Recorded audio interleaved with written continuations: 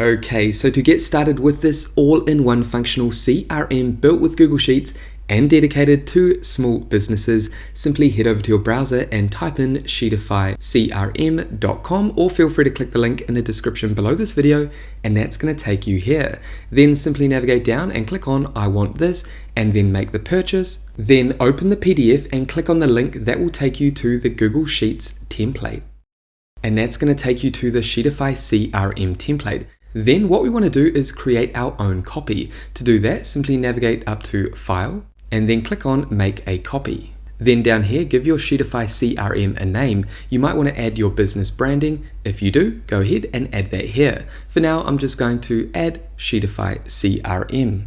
Then all you need to do is come down and click on Make a Copy. And that's going to add a copy of your own Sheetify CRM to your Google Drive. Now, it's important to note that you can use the Sheetify CRM on a free Google account or a paid Google Workspace account. Next, what we want to do is set up the Sheetify CRM and enable all of its features. To do that, simply navigate up to Sheetify, then come down to Set Up Sheetify and click on Set Authorization. Then to authorize, come down and click on OK. Select the Google account that you're using, then click on Advanced. And because this is a custom product, you'll get this notification once. All you need to do is come down and click on Go to Sheetify CRM. Here you'll see what your Sheetify CRM has access to, then come down and click on Allow.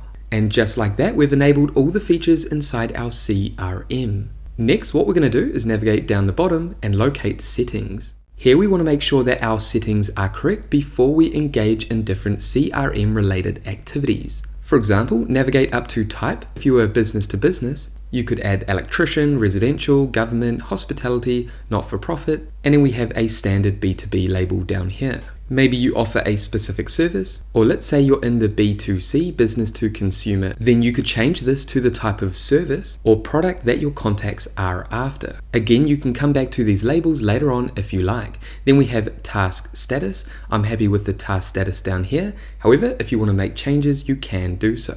Then we have source. This is the source that your customers found you through. Did they find you on website, through social media, paid ads, Instagram, and these other channels down here, and you can make changes if you like. For example, I'm going to come down to newspaper and change this to Google search. Then navigate up to team and add your internal team in here. These are your team members that you can assign to specific contacts. Then you can also add your status priority. I'm happy with the default. Then we want to move on to sales status. Now these three you need to keep the same: new lead, won, and lost. However, these statuses down here you can make changes based on the nature of your sales process. And for example, you want to move your contacts, move your leads through your sales pipeline. And these are the sales stages within your sales pipeline. We have new lead, and we want to move our new leads into qualified leads, then into details discussed, price negotiation, job complete, and then ultimately into won. Or if that lead fell through, you can always move that lead into lost. So these are your different stages that you can customize. I'm going to leave this as default for now. Now let's navigate over to General Settings. Here you can change your currency. Simply click the drop down and choose your currency. And then for email marketing, what we want to do is add our preview email. So this is your associated business email. Then come down and add your email name. And this is the name that your email recipients will see when you send an email. I'm going to add my name. Then down here, add a reporting email. And I'll talk more about reporting shortly, but essentially what you want to do is add your business email that you want to use to receive reports about the performance of your account. Again, I'm going to add my business email. Then down here, this is where you can add your own business resources. For example, if you want to add links to your Google Drive or website links, as well as booking form links, review links, and more, you can add those down here for easy access. Then over here we have email marketing settings, and I'm going to leave this as default for now, and we'll come back to this later.